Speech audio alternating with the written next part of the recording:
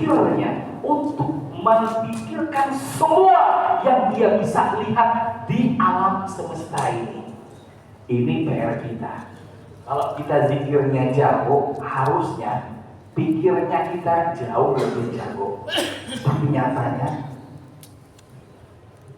fakta menyatakan peraih Nobel di dunia jarang sekali orang-orang Islam. Sangat disayangkan. Di Indonesia tingkat literasi paling rendah, sekian 100, kita paling bawah. Maka kalau ingin menjadi ulil albab, yang pertama kita sudah miliki yaitu zikir yang banyak. Setelahnya kita harus juga menghiasi diri kita dengan senantiasa berpikir kepada Allah Subhanahu wa taala, berpikir dengan makhluk Allah Subhanahu wa taala, alam semesta. Sampai kapan? Sampai dia mampu mengambil hukum dan hikmah atas semua yang Allah ciptakan. Sampai mengatakan apa? Rabbana ma khalaqta hadza batilan subhanaka faqina adzabannar. Ya Allah, tidak ada satupun makhlukmu yang kau ciptakan kecuali di dalamnya ada hikmah yang begitu amat dahsyat. Allah menciptakan semua yang kita lihat, ternyata ada hikmah di belakangnya. Bahkan nyamuk, sekelas nyamuk, karena nyamuklah ada pabrik obat nyamuk. Subhanallah. Dahulu kita hanya membaca ayat Allah Subhanahu wa taala melalui Nabiullah Sulaiman alaihi salam mengatakan bahwasanya ya ayyuhan nas udkhulu masakinakum fa inna Sulaiman yudahu. Kemudian pada ayat terakhir wala yahdimannakum Sulaiman, kata Allah Subhanahu wa taala, hati-hati semua, masuklah kalian ke tempat-tempat kalian agar apa? Agar tidak pecah. La yahdimannakum. Kalimat yang di sini kata kuncinya adalah tahdim. Agar kalian semua tidak dipecahkan, bukan diinjak lalu mati, tapi tidak dipecahkan. Belakangan profesor di barat sana baru menemukan ternyata di dalam tubuh semut ada bagian kaca yang orang kalau kasat mata tidak bisa melihatnya. Subhanallah, sedetail itu ilmu pengetahuan saintifik ada di dalam Al-Quran. Hanya kita membaca permukaannya saja. Melalui majlis ini, jalsah ini, mari kita tidak hanya memperbanyak zikir kita kepada Allah Subhanahu wa taala, tapi juga memperbanyak pikir kita kepada semua makhluk Allah Subhanahu wa taala sampai kita tahu untuk apa ini diciptakan, apa hikmah yang ada di dalamnya. Ma'asyiral muslimin rahimakumullah, ayyuhal hudur kiram. Kalau bicara yang terakhir ini enak. Hanya tinggal beberapa saat udah selesai. Bagian saya sudah banyak diambil dari sambutan-sambutan tadi.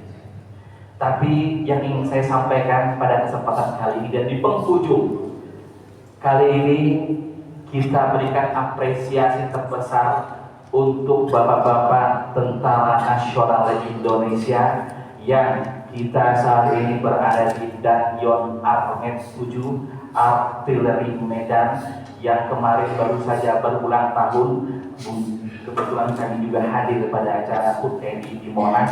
Kita melihat bagaimana alutsista Indonesia sekarang semakin canggih. Mudah-mudahan bapak-bapak, abang-abang, mas-mas TNI kita ini Allah berikan kekuatan dan termasuk dalam golongan mata yang tidak akan disiksa oleh Allah Subhanahu wa taala, mata yang menjaga keamanan agar kita bisa tidur dengan nyenyak. Kita bisa hadir pada kesempatan kali ini karena keamanan, kenyamanan, kesejahteraan yang ditularkan, yang diperankan oleh bapak-bapak TNI.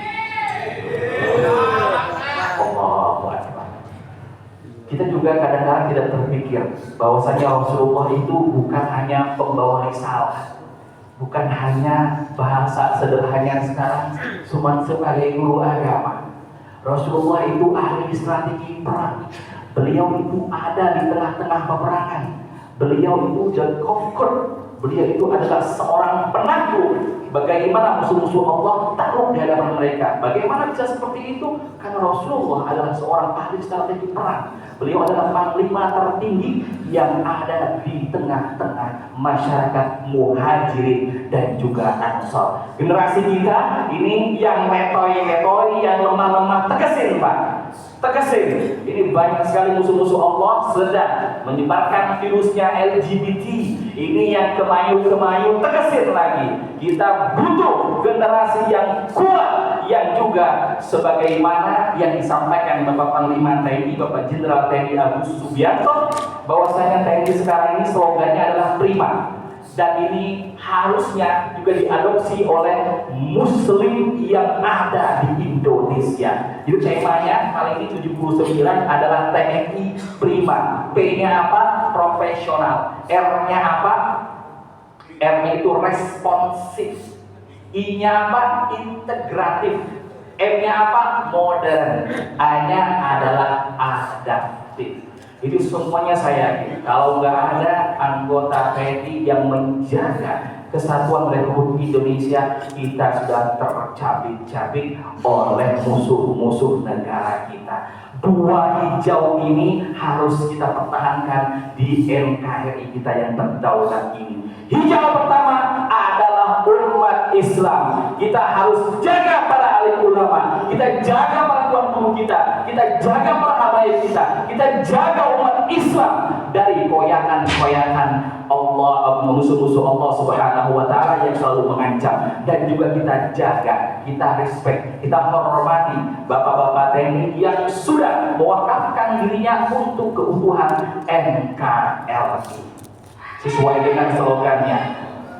Ya, kalau di TNI AD itu slogannya adalah Kartika Eka Paksi, maknanya adalah burung yang gagah perkasa.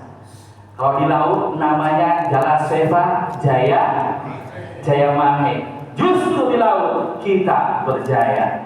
Kalau di angkatan udara ada namanya Buana Paksa, sayap yang menjaga udara Nusantara. Mudah-mudahan kita doakan negara kita ini tambah maju, insya Allah. Dengan majunya dua hijau ini, insya Allah negara kita akan menjaga negara yang baldah thayyibah wa rabbun ghafur. Insya Allah pada masa yang akan datang kita akan menghadapi hajatan demokrasi yang begitu besar.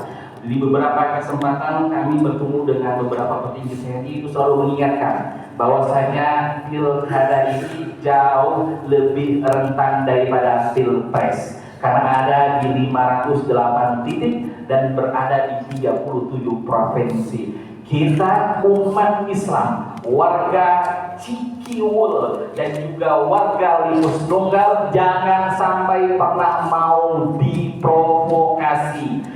Pilihan boleh beda, tapi ketika masuk masjid, pilihan kita adalah La ilaha illallah Muhammadur Rasulullah sallallahu alaihi wasallam. Mohon maaf atas segala kekurangan. Billahi taufiq wal hidayah wa ridha wal inayah.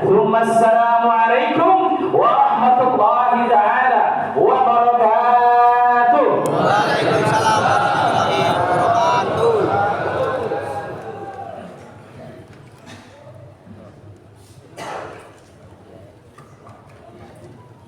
Waalaikumsalam warahmatullahi wabarakatuh.